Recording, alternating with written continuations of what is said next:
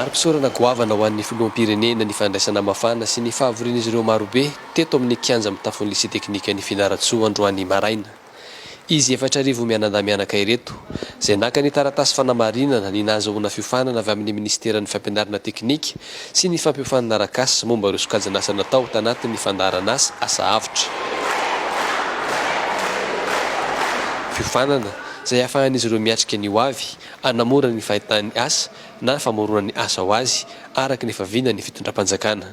Satria resaka manavitra nyreto vahoaka rehetrarehetra tonga eto dia tsy inona moa zany fa le mamaly velirano ny numéro 4 sy numéro 6 adéquation formation emploi dia ahafahan'ireo vahoaka reto tonga eto androany mahita asa miasa ho anazy. Ireo ankohonana nisitraka ny tosika efa meno nandritra ny valinaretina Covid-19 no niraisana hisitraka ny asa avitra mba ho fanalefahana ny fiatraiky ny valinaretina.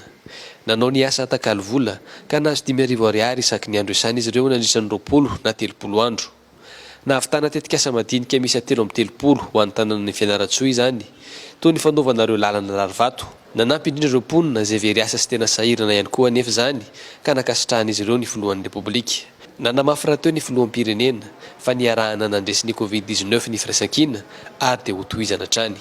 Na amin'ny andro sarotra na amin'ny andro mora dia tsy mifanary isika, tsy maintsy mifampitsinjo isika, tsy maintsy mifanampy isika, ary androany dia zava-dehibe loatra ny feonantsika satria tafiditra ao anatin'ny tetikasa, ny vinanasa, ny fitondram-panjakana, ny tsinjoa sy anome fanofanana mba hahafahan'ny ankohonana sy ny fianakaviana ny miara. Isan'ireo niara-ny asa na tanterahana izao fandaharan'asa asa avitra izao ny FID sy ny ministeran'ny mponina.